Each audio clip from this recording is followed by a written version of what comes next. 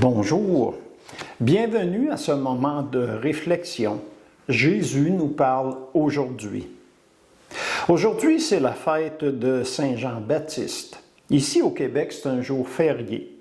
Plusieurs d'entre vous sont en congé. Bon congé et profitez-en bien. Alors, nous allons débuter par le signe de croix qui nous rassemble au nom du Père et du Fils et du Saint-Esprit. Amen. Prenons un moment de silence pour préparer notre cœur, notre âme, à accueillir ce passage de l'Évangile. Ô Esprit Saint, ouvre notre esprit aux Écritures.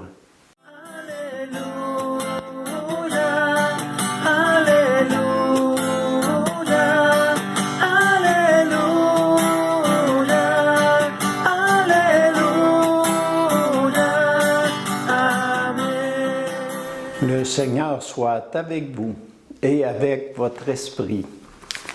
Évangile de Jésus-Christ selon saint Luc. Gloire à toi, Seigneur. Quand fut accompli le temps où Élisabeth devait enfanter, elle mit au monde un fils. Ses voisins et sa famille apprirent que le Seigneur lui avait montré la grandeur de sa miséricorde, et ils se réjouissaient avec elle. Le 8e jour, ils vinrent pour la circoncision de l'enfant. Ils voulaient l'appeler Zacharie, du nom de son père. Mais sa mère prit la parole et déclara « Non, il s'appellera Jean ». On lui dit « Personne dans ta famille ne porte ce nom-là ». On demandait par signe au père comment il voulait l'appeler. Il se fit donner une tablette sur laquelle il écrivit « Jean est son nom ». Et tout le monde en fut étonné. À l'instant même, sa bouche s'ouvrit, sa langue se délia. Il parlait et il bénissait Dieu. La crainte saisit alors tous les gens du voisinage et, dans toute la région montagneuse de Judée, on racontait tous ces événements. Tous ceux qui les apprenaient les conservaient dans leur cœur et disaient « Que sera donc cet enfant ?» En effet, la main du Seigneur était sur lui. L'enfant grandissait et son esprit se fortifiait. Il alla vivre au désert jusqu'au jour où il se fit connaître à Israël. Acclamons la parole de Dieu. Louange à toi, Seigneur Jésus.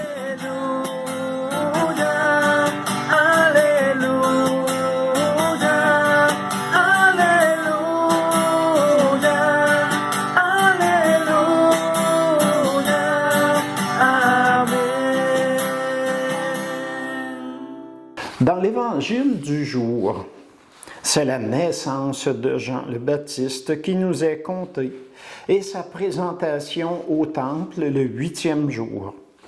Aujourd'hui, on dirait que c'est son baptême. Ses parents veulent l'appeler Jean.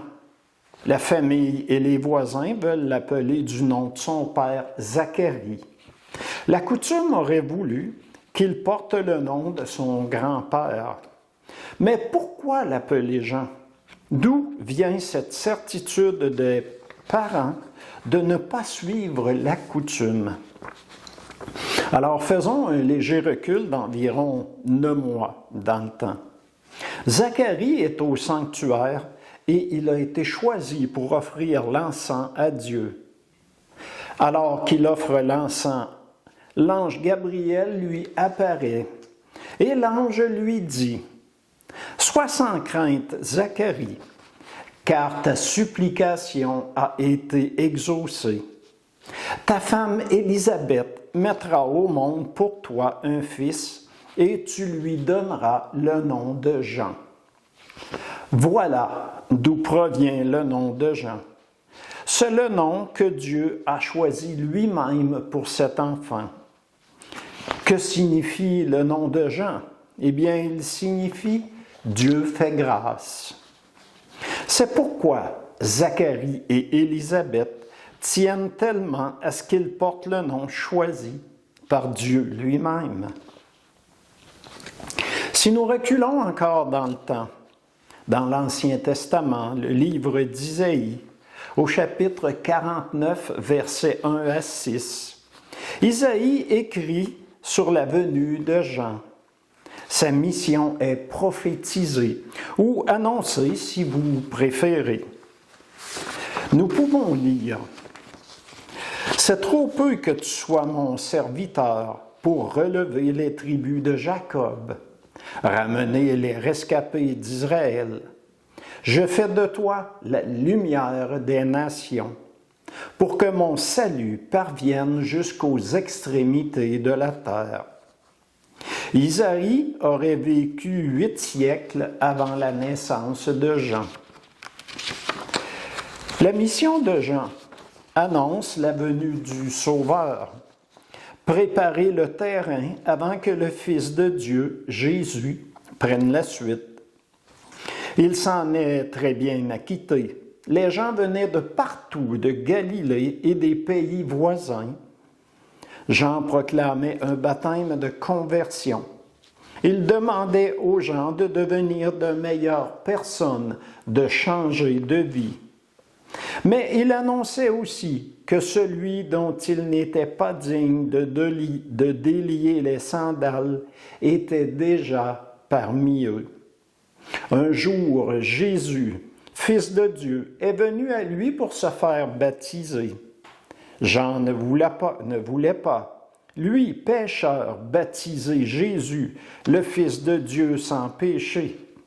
Mais Jésus lui répondit, « Laisse faire pour le moment, car il convient que nous accomplissions ainsi toute justice. » Alors Jean le laisse faire et le baptise. La mission de Jésus débutait. Jésus devait croître et Jean diminuer.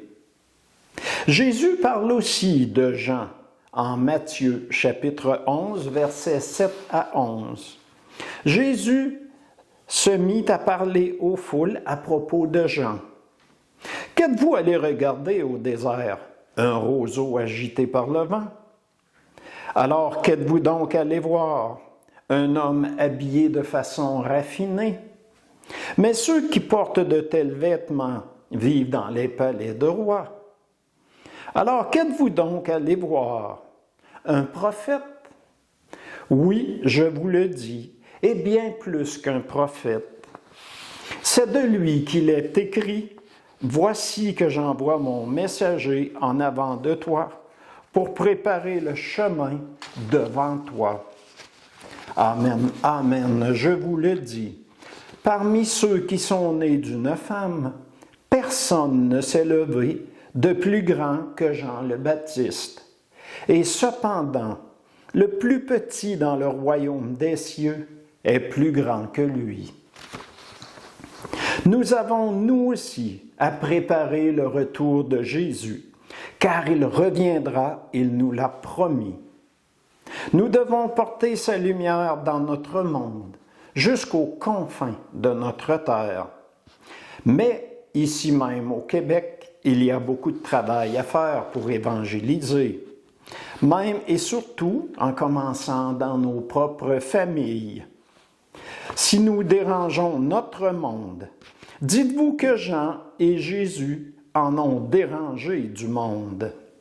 Parler de Dieu et de conversion dérange beaucoup aujourd'hui encore. Changer de vie ne plaît pas à beaucoup de personnes, mais ce doit être fait.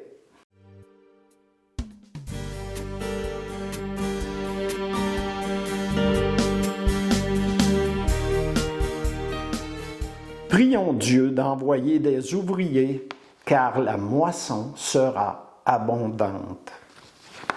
Et moi, en son nom, je vous bénis, que notre Dieu d'amour vous protège dans vos déplacements en ce congé de la Saint-Jean-Baptiste, que vos rencontres familiales soient agréables. Au nom du Père et du Fils et du Saint-Esprit. Amen. bonne journée, bonne fête de la Saint-Jean-Baptiste.